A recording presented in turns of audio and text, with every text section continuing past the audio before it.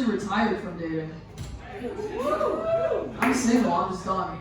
I'm out. Except whenever I publicly announce my retirement from dating, that's when I get a crush on someone new like the next day. Always, like clockwork. It's like the romantic equivalent of saying, I don't feel these edibles yet. How long do we take these? Maybe we should try some more. Guys, let's talk about me. Let's talk about me. I've never been someone who gets insecure at the gym until recently. And that's because my gym, it's all thick Latinas. Okay, I've never felt more inadequate. And I'm athletic, but like, what was it all for if I can't even be the 10th hottest person at a Planet Fitness? Okay, and I'm never gonna compare. I'm never gonna be a Hispanic baddie because I'm German-Irish like Robert Duvall in The Godfather. Okay?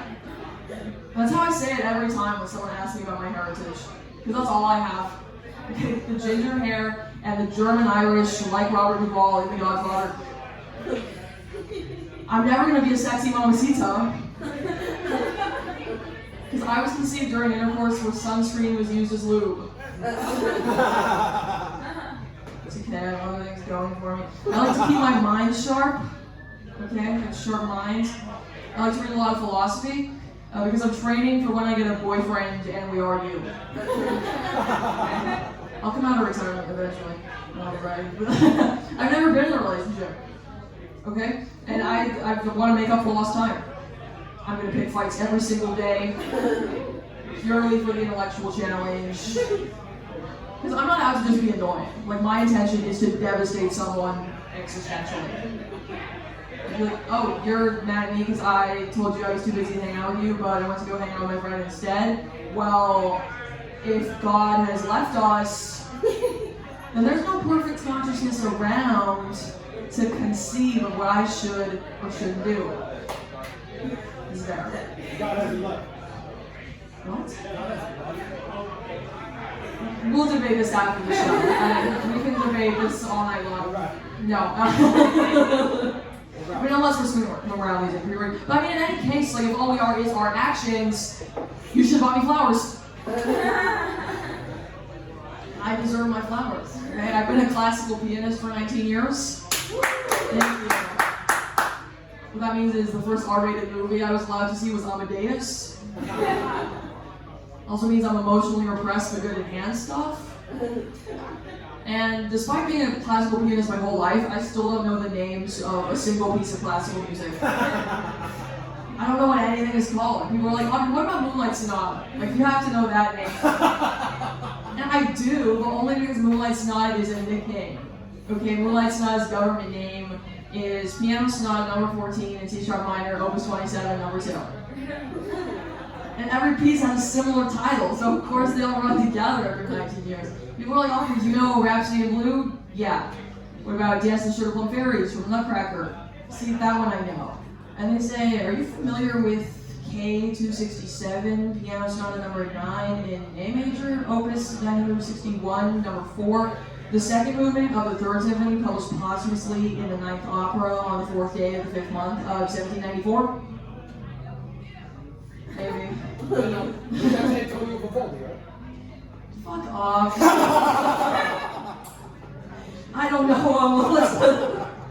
It's a construct, but we can debate that too later.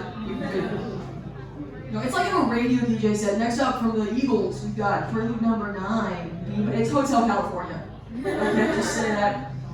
After that, we've got Nirvana, Allegretto, and F sharp. Just say Smells Like Teen Spirit. Okay, make it easy on yourself. I think you should only be allowed to name a song a number if the song title originally has the N-word in it. Because then I could go up to the DJ and say, hey, can you play Kanye's Opus 7, number 2? The Paris Symphony? That's what I'm doing right now. Look, just spitballing. I just play these pieces. Okay, they're hard. It takes 6 months to learn, so give me a break, maybe. You, leave me alone. I've been doing paid gigs since I was 15. No one is paying me to know the names. They're paying me to provide live background music at the jazz brunch. Okay, no one cares about the titles at the First United Methodist Church Women's Holiday Luncheon. Honestly, I'm so good at piano that people are surprised I'm not Asian. Like when people hear me playing before they see me playing, they're not picturing somebody who's German-Irish like Robert Duvall in The Godfather. They're picturing a little kid from the second Indiana Jones movie. That's who they're thinking. Like growing up, I was the only white kid who was good at piano. So basically, what Larry Bird was to the game of basketball, I was classical piano. Okay, I was cold. I was ruthless. I was shit-talking the racial majority every day. Because you're not really good at something until you can say a slur to the people who are famously good at that thing, and they just let you.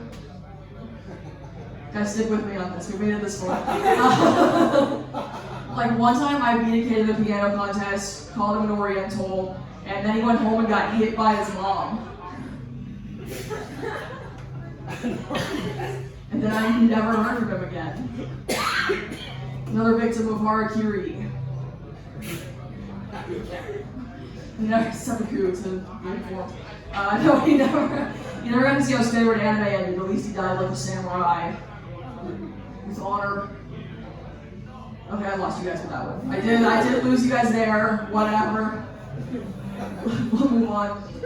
I have a lot of sexy underwear. That's a bad transition. We're drastically changing courses here. I have a lot of sexy underwear, and no one sees it. And my friends are like, well, you can just wear it like for yourself, to feel good, for yourself. It's like, yeah, but if a tree falls in the forest, beautiful young redwood tree, and no one is around to compliment the tree or tell the tree that it has a nice body, okay, is the tree still hot? We can debate that too if you want. We can debate. I think what's even worse is when you try on lingerie and it doesn't look good. Light purple, really bring out my veins. No, I think I look bad in some lingerie because I have jacked shoulders like Linda Hamilton in Terminator Judgment Day. Okay, I don't look like someone who like dresses sexy to tease their man. I look like I'm training to break out of the hospital. You look hot, babe. Your foster parents are dead. That's why I think I would like to be objectified. You know, I can only be called funny and smart and good at piano so many times. You know? So that's why it's my new dream in life to become the first flat-chested Bond girl. Okay, I want James Bond to walk into a casino in Monte Carlo and see me across the room at the craps table and say, damn, that girl definitely ran cross country in high school. I'm Aubrey Thurman, you've been so fun, thank you.